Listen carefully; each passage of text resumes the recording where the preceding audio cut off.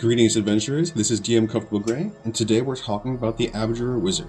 I can't tell whether this character is actually going to be Queen Yolande, or merely one of her wizards of the court. So let's go ahead and get right into this character. Obviously, being a part of Queen Yolande's court is going to be an elf. It's going to be a medium character, about 5 feet tall, can speak Elvish and Draconic, very similar to the Warlock so far. It's going to be a high elf. And that prestidigitation is going to save you that preparation at low levels. At any time that you feel like prestidigitation is not going to be as important, maybe you're going into combat and you know you're going to want that acid splash, that's where you're going to swap it out at low levels. For ability scores, we're going for 8, 14, 15, 15, 10, 8. You really don't want to have anything negative on your wisdom. Not a lot of charisma saving throws. Hopefully your higher level and counter spells will be able to get you through those. But you really want that good intelligence. You could sacrifice intelligence, not on this particular build because we're not multi-classing. We really need the intelligence. The constitution, that's going to give you that hit points and your concentration saves, and dexterity for armor class, and just general versatility. It's a very good ability score to have, at least decently. You're going to, of course, do a background. For backgrounds, I really think you want to do a custom background. That way you can get whatever skills and improvements you want, but you really want to get the Magic Initiate for Cleric because some of the healing spells are based on Abjuration, and you can change this as you get higher levels. I think you want to get Healing Word or Shield of Faith. That way you get the feeling of protecting other people, and it's going to lean into your Arcane Ward at higher levels. But if you can't do custom backgrounds, go for Acolyte. For a +2 in Intelligence, +1 Constitution, they learns you Insight and Religion. Insight, not super useful for you because you're not a face character, but at least you can help other people. And Religion, it's an intelligence skill. Calligrapher Supplies, not super useful. That's what I'm saying. If you can custom background, take something else, but still get Magic Initiate Cleric. For cantrips, Guidance, best cantrip in the game. Resistance feeds into that kind of abjuration idea to protect people. We also are going to have, I think, Healing Word at low level. And then you can get Cure Wounds later because it's super efficient.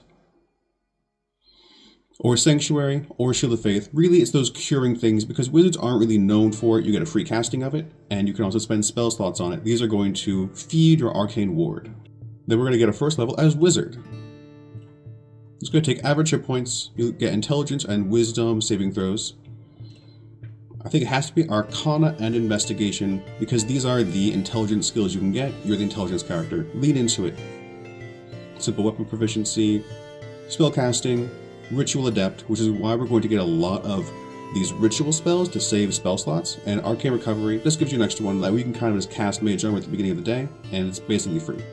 And you're going to actually know 3 cantrips. I think you need to know Blade Ward because it has an Abjuration feeling. At level 1, you're already protecting yourself. It can actually give you a decent armor class at this level.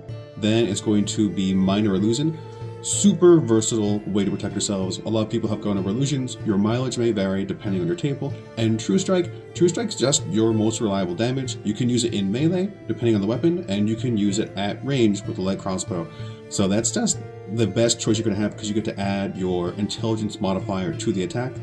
Straight up best damage you're going to get here without dipping out of the wizard class. These archetypes are all going to be single classing up to level 20. And again, if you need a different cantrip, swap out your High of Prestidigitation every day. Very easy to do so.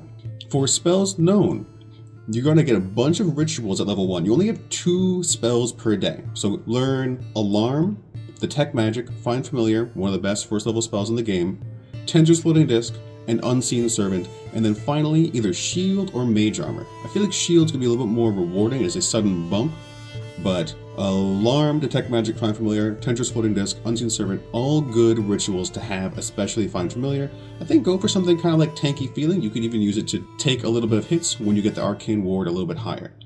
Level 2, you're going to get Scholar. I think go Investigation. You're really there. Maybe this is an Arcane Detective, a police force for Queen Yolande. Then just take Comprehend Languages. If you didn't take Mage Armor or Shield now, take those now. I feel like at level 1, spending that Mage Armor at low levels, it feels expensive. It's one of your very few spell slots, and that's another reason why we're getting so many rituals to stretch it out really well. Level 3, you're finally an Abjurer. You get that Arcane Ward, and because we're leaning into intelligence, it's going to have as many hit points as it possibly could, and this is going to be your bread and butter. We're leaning into that with the probably still Healing Word just to save people in a moment, but eventually swapping that for Cure Wounds to give you a lot of potential hit points. For spells you get simply from level up, I think get Augury, a nice, helpful intelligence gathering ritual. And if your game is cool about it, Magic Mouth can be a really profound spell because it gives you a lot of information if you can cast it over and over. That's one thing with the wizard, is that a lot of their spells require a lot of gold investment, and then they can be kind of like campaign defining. So maybe Magic Mouth, if not, Gentle Repose in case somebody dies. For the Abjuration spells you're going to get, Arcane Lock and Arcane Vigor. It's like really the only options. That's going to be repeated to some levels.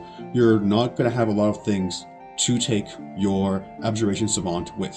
For level 4, your ability score increase. This is a character that I see benefiting from Ritual Caster. Maybe not immediately, but being able to cast a spell without a spell slot pretty quickly is just a versatile wizardly thing to do, and it gives you some of those non-wizard rituals as well. That's a lot of fun to have. You can also take Keen Mind instead. Mage Slayer, because you're an Abjuration wizard, you actually kind of lean into being the anti-caster type caster. So Mage Slayer could be a really good one to have. Observant, kind of like ribbon features. Warcaster, that's to keep your concentration up, and you actually do have a lot of spells competing for your concentration. I'm going to put all of those in there because you increase your intelligence, and you probably want to get one of those every ability score increase. I would start with Ritual Caster. Alternatively, you could go into the armor proficiency line, but your intelligence is going to suffer at that point. Not terribly, however. And then you might want to change your ability scores at level 1 so you don't have any odds, but we're going for Ritual Caster. And then get Nistel's Magic Aura. It's a 24-hour lasting spell, which can turn into an indefinite spell until dispelled. And so why not turn yourself into appearing like a construct? I think that's the best creature type for protecting yourself. You are no longer a target for suggestion, for a lot of the dominate person, charm person type spells. For a really long time, you can cast it on other people too. It's a surprising illusion way to protect people, but you're an Abjuration wizard, and so you want to protect people. Nistel's Magic Aura, sleeper spell, really good. And then Web gives you the area effect control. This is not a damaging character. Similar to the Warlock, this character is there to not give so much versatility, although your rituals will do that. It's to protect people. It's the massive stack of wizard hit points. At level 5, you get 3rd level spells and Memorize Spell. Memorize Spell just gives you some latitude if you do make a mistake on your daily preparations. Spells you need to watch out for, it's 3rd level spells at this point, your 3rd rank spells. Glyph of Warding is exactly what the Abjurer needs, because it allows you to circumvent the maximum 1 concentration per character. And there's going to be a few suggestions I'll have in here, we'll come to at the end. Magic Circle is one of those, because by using Glyph of Warding and Magic Circle, you can do your own planar bindings. Phenomenal. Non-detection, another way to just protect yourself or others from very specific instances, a little bit more circumstantial. Protection from energy, because the Arcane Ward uses the resistance and vulnerabilities of whoever it's cast on. Protection from energy becomes a really good choice, although there are other ways to get protection and resistances, especially if you have access to magic items or at higher levels. But at this level, that's just going to make your Arcane Ward go a little bit further. Then Remove Curse. Remove Curse is more of a reactive type spell, but it could be one you want depending on the campaign. Level 6. If you didn't get it already, get Fireball. You're going to be expected to have some area effect damage, and Leomund's Tiny Hut is going to be where you want it for the Ritual Caster. It does still take a minute to cast, but it's not going to cost you a spell slot, and you can more or less block an area off. It is kind of what I feel like this art looks like she's casting, so that's really cool. Then Phantom Steed, very versatile. It's not really the Abjuration thing, but just the fact that you can create this 100-foot illusion anytime you want, very valuable. Slow, if you're not trying to do damage, get it instead of Fireball. Level 6 is the next Abjurer feature. We are going to be able to protect your allies. Just real quick, you want them to have the resistance. Now, it doesn't depend on your resistance, and this is when you're starting to feel more like popping and passing that bubble around. And of course, you get Counterspell and Dispel Magic automatically. That's why I didn't list them in the previous level, level 5, because you don't want to, I guess, waste it. These could be stuttered a little bit better. Maybe if they said that if you have those, then you're going to be able to replace them here. Just watch out for that. Your game master will probably be forgiving about it. And there's always Water Breathing or Feign Death if you've got other like setting specific things you're going to want to have. Especially if you have an underwater campaign, Water Breathing is necessary.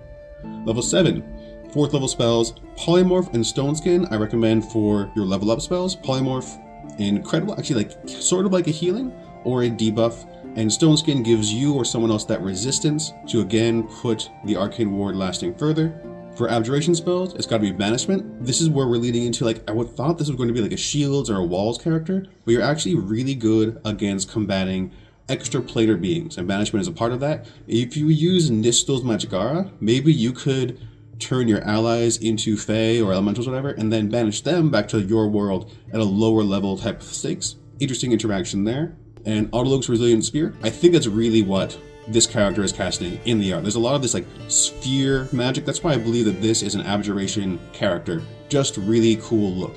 Level 8, ability score increase. Take another one of those feats or just go straight. I think this is going to be a many feats character. That extra roundness to them is going to be more important than having the high intelligence. It really just gives you +1 to your arcane ward and a couple DC boosts. So it can be helpful, but not as essential as other effects, maybe telekinetic, maybe telepathic. And then to take spells, Mordenkainen's Hound, surprising interactions. If you can trap somebody, you can kill them with the Mordenkainen's Hound. You may make a wall later on. It's something that you can defend areas incredibly well. So now just not just character defense, area defense, and then divination. There is no better defense than knowing what you're coming up against. That's going to help your preparations. Level 9, 5th level spells. Contact Other Plane is an intelligence check. So you're going to be the best character to do Contact Other Planes. Sorry, Warlock. Although they do get to succeed automatically with their patron.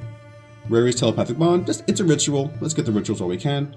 Circle of Power is just going to be that general buff. It's a cool feeling. You're defending this area. And Planar Binding, super expensive spell. And not right now, but at the next level, level 11, when you can cast 6th level spells and it lasts for longer, that's going to be an investment. This is now the character who's going to be building an army more or less. Any wizard can do it.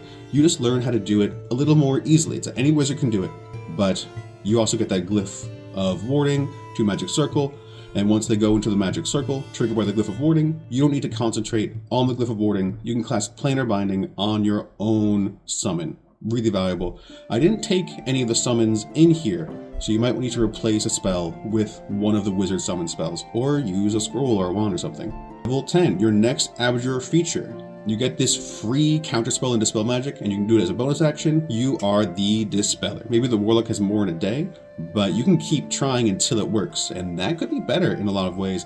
I think the phrasing is strange. I'm going to say, at my table for this one, if you don't dispel it, you don't get the addition to your arcane ward. I think that's how it's worded, but there's other spells, especially for the epic boon, where maybe you get it even if it's not technically expended. This says use and expend are a little bit different. Check with your game master how they interpret this. I'm not sure what the official ruling is, or the scholarly advice, the sage advice. Level 11, you need to take Tasha's Bubbling Cauldron. It is just incredible. I talked about a little bit in Warlock, but mostly all those potions, super valuable. And the little weird interaction that you can put the Bubbling Cauldron somewhere to impede movement. Then you've got the option for Magic Jar. Also at 11, you can get Magic Jar. Really powerful spell, gives you a lot of creativity, and it deserves a video on its own. I'm going to put that in the link up there. Check that out. There's his Tramp Monk with a lot of Magic Jar advice. Basically applies to 2024 as well. For your Abjuration Savant, you need to Contingency and Global Invulnerability. Contingency lets your spells go across additional days, and maybe that's where you have that little protective spell, and now is just going to be not even a reaction, it just automatically happens when you're below certain hit points. Get your sphere, get your protection, and that's also where this invulnerability is going to come in handy. Another bubble type spell to protect your character. Love the flavor of how this is naturally building into the art. Level 12, you can also get Mass Suggestion, doesn't require concentration, very powerful. You have Nistel's Aura, so you're going to be immune to it, but if you're fighting humanoids, still very common. It can be a combat. And 13, Force Cage. Combo that with the Faithful Hound that can destroy almost any enemy indefinitely. You've got Simulacrum, Simulacrum, one of the best spells in the game, and through that, you can get additional spells. You can now have your Simulacrum protect you with an arcane ward. Isn't that 2 arcane wards on the floor? Very good. For Abjuration Savant, you want Symbol. These are just like the only Abjuration spells you can get. Symbol, it's like a more specific glyph of warding. And then that's your only option for Abjuration, so you're gonna have to get something lower at that point. Level 14, your next Abjuration feature, and resistance to spells, resistance to magic damage. You're just protected, and that's going to, again, make your arcane ward a lot easier to utilize to the max. I think now look, Now learn Project Image. It's a good versatile spell. You can trick people and like they think you're protected, so they're not going to attack you, but you also get Teleport. You're going to want Teleport at some point, or get Dimension Door from a lower level spell.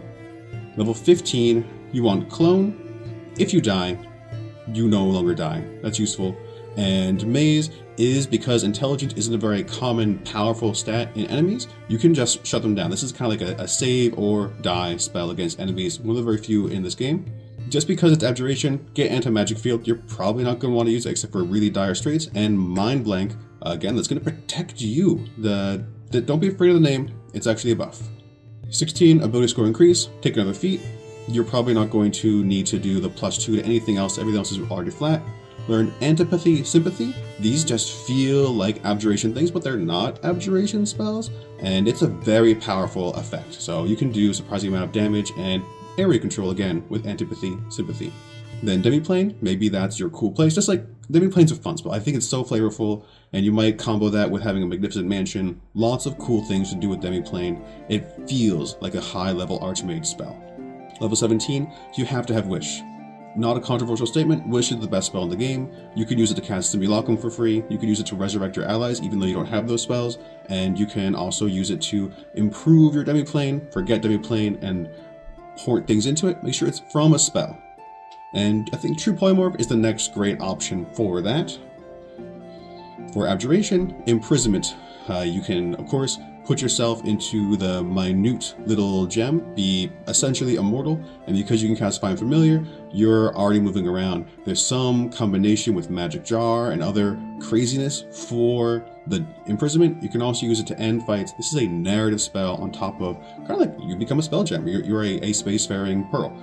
And Prismatic Wall, just because it's Abjuration, I didn't get really any walls earlier. Maybe you would want to get Wall of Stone, Wall of Ice, Wall of Fire, but I really feel like those solid walls are really good, but Wall of Force should be enough for the Abjuration Wizard. Also, it just looks really cool with this character art. Level 18.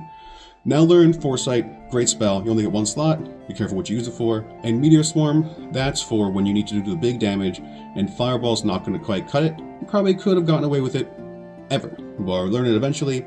At these last few levels, learn your 9th level spells for versatility and maybe pick a couple of lower level ones. You basically have what you want, or you can buy a scroll and scribe it in. And for spell mastery, I think Mage Armor. Just get that free Mage Armor every day. Because we're not multi-classing this character, that's why you want to cast Mage Armor frequently. That's it.